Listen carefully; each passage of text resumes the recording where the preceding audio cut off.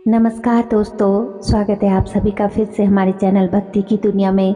दोस्तों, दिव्य दृष्टि क्या है, इसे कैसे जागृत किया जाता है, कितने दिनों में जागृत हो जाती है और जागृत होने से पहले क्या क्या होता है, हमें किस किस चीज़ की अनुभूति होती है जिससे हम जान सके कि हमारी दिव्य दृष्टि खुलने वाली है।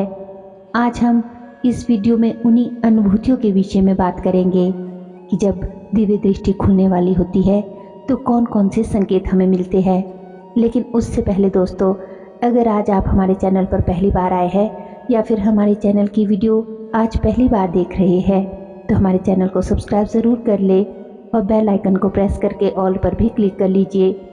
वीडियो को दोस्तों अंत तक सुनिएगा, तभी आपको वीडियो अच्छे से समझ आएगी। और वीडियो अच्छी लगे तो वीडियो को लाइक दे, कमेंट करें और अपने दोस्तों और रिश्तेदारों के साथ ज़्यादा से ज़्यादा शेयर भी करें। तो चलिए वीडियो में देरी ना करते हुए आगे बढ़ते हैं। दोस्तों, दिव्य यानी कि देवताओं जैसी दैव्य और दृष्टि मतलब नज़र, देवताओं जैसी नज़र यानी कि इसका मतलब ये हुआ कि देवताओं जैसी नज़र से कुछ छिपा नहीं होता, तो वो दिव्य दृष्टि हम सब के अंदर है। इस शरीर के अंदर परमात्मा का निवास है। सभी देवता इस शरीर के अंदर निवास करते हैं। उनका एक रूप हमारे अंदर होता है और दूसरा रूप ब्रह्मांड का संचालन करता है। दोस्तों, जिन दो आंखों से हम परिचित हैं, जिन दो आंखों से हम देखते हैं, जिन दो चक्षुओं को हम जानते हैं, वे हमारे अज्ञान के चक्षु है। अज्ञान की स्थिति में दो आंखें काम करती है और ज्ञान की दृष्टि बंद रहती है। जब ज्ञान की दृष्टि खुल जाती है तब अज्ञान की दृष्टि बंद हो जाती है। जिस प्रकार अज्ञान की दृष्टि बाहर की ओर काम करती है, बाहरी जगत को देखती है, उसी प्रकार ज्ञान की दृष्टि भीतर की ओर यानी आंतरिक जगत की ओर काम करती है, आंतरिक जगत की ओर देखती है। और एक ऐसी स्थिति भी है जहाँ पर दोस्तों दोनों से अलग एक तीसरी आंख होती है जिसे त्रिनेत्र भी कहा जाता है। त्रिनेत्र को हम दिव्य दृष्टि कह सकते हैं। त्रिनेत्र जो है वो एक शक्ति का स्थान है। ध्यान साधना में त्रिनेत्र के खुल जाने से अंधकार हमेशा के लिए खत्म हो जाता है। सूक्ष्म जगत की सूक्ष्म गतिविधियों को देखने के लिए त्रिनेत्र का विशेष महत्व है। प्रत्येक व्यक्ति के अंदर एक ऐसा स्थान होता है जिसे हम घर का दरवाज़ा कहते हैं, तीसरा नेत्र कहते हैं, शिव नेत्र कहते हैं या फिर थर्ड आई भी कहते हैं। वही स्थान आज्ञा चक्र के नाम से प्रसिद्ध है। जिस समय हमारा आज्ञा चक्र जागृत हो जाता है तो वो सभी अज्ञात वस्तुएं हमें ज्ञात हो जाती है जिन्हें हम अभी तक नहीं जानते थे। सभी दिव्य वस्तुएं हमें दिखाई देने लगती है। अंतर्मन के भाव हम किसी के भी जान सकते हैं। भूत, भविष्य, वर्तमान का ज्ञान हमें हो जाता है और हम अपने विचारों को दूसरे के अंदर भी प्रवेश करा सकते हैं।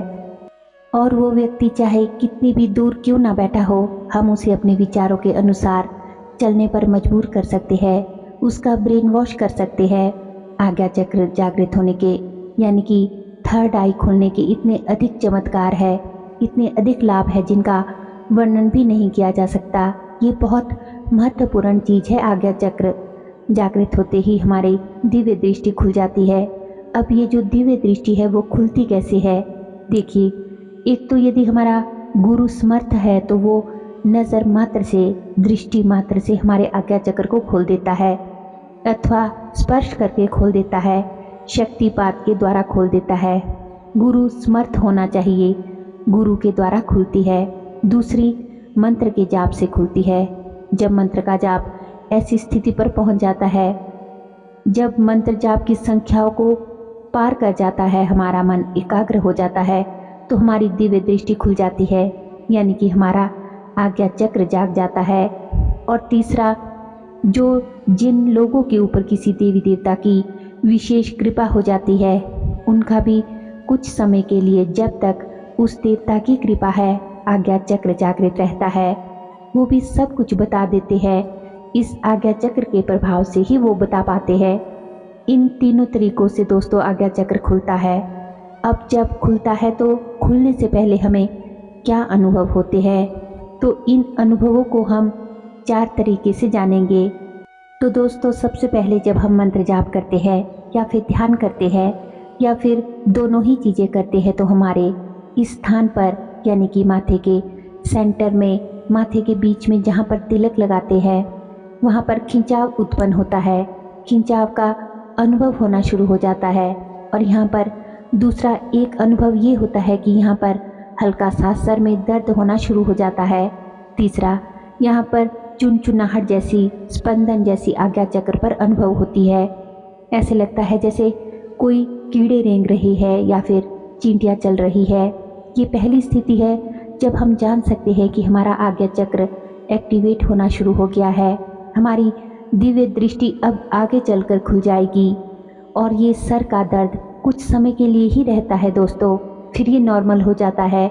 इसमें डरने जैसी या घबराने जैसी कोई बात नहीं होती है। दूसरी स्थिति तब आती है जब हमारा ध्यान पक जाता है, हमारी एकाग्रता जब स्ट्रांग हो जाती है। तो हमें सबसे पहले यहाँ पर इसी स्थान पर माथे के बीच में, दोनों बाहों के बीच में जो स्थान होता है वो आज्ञा चक्र का स्थान होता है। तो यहाँ पर हमें बादलों जैसी धुंध यहाँ वहाँ चलती हुई अनुभव होती है। उसके बाद पहले तो आंखें बंद करते हैं तो अंधेरा ही अंधेरा दिखाई देता है। फिर उसमें से एक तरीके का जो लक्षण होता है, फिर उसके बाद आज्ञा चक्र में जुगनू जैसा प्रकाश का अनुभव होता है, स्टार सा आता है।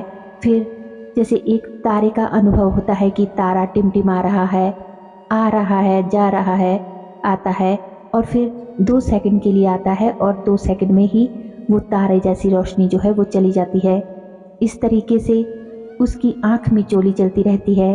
उसके बाद वो फिर कुछ समय बाद स्थिर होता है और उसकी जो शक्ल है एक ज्योत के रूप में, जैसे हमारे दीपक की ज्योत होती है, ऐसी ज्योत जो है प्रज्वलित होते हुए हमें दिखाई देती है, जिसका रंग जो होता है वो उगते हुए सूर्य के समान होता है। उगते हुए सूर्य के समान तो वो जो ज्योत है वो हमें इस आज्ञा चक्र पर दिखाई देने लगती है। ये ज्योत आत्म ज्योति होती है, क्योंकि जागृत अवस्था में हमारी आत्मा का निवास ही यही जगह है, मतलब आज्ञा चक्र पर होता है। और उसका जो स्वरूप है वो ज्योत जैसा है, तो वो जागृत होना शुरू हो जाती है। वो ज्योत स्थायी नहीं रहती है, आती है फिर चली जाती है, आती है और फिर चली जाती है। जब एकाग्रता हो जाती है तब फिर वो स्थिर हो जाती है, ये लक्षण होता है। और अगला लक्षण दोस्तों ये होता है कि जब हम आंख बंद करते हैं तो हर समय वो ज्योत हमें दिखाई दे पड़ती है। ये अगला चरण होता है। कभी कभी यहाँ पर 5 रंगों के प्रकाश भी आते हैं, वो तत्वों के प्रकाश होते हैं। तो ये शुरुआत के ही लक्षण होते हैं। हर तत्व का अपना प्रकाश है, तो 5 तत्वों का प्रकाश भी यहाँ नज़र आता है। तो इस तरीके से हम जान सकते हैं कि अब हमारी जैसे ही ज्योति स्थिर होती है तो फिर हमारे लिए सब कुछ खुल जाता है। आंख बंद करते ही हम जान सकते हैं जिसके बारे में भी हमको जानना होता है। सूक्ष्म दृश्य हमको दिखाई देती है, दिव्य लोकों का दर्शन हमें होता है, दिव्य ध्वनियाँ हमें सुनाई देने लगती है, क्योंकि प्रकाश अथवा ज्योत के आते ही आवाज़ भी आती है। ये परमात्मा का लक्षण है।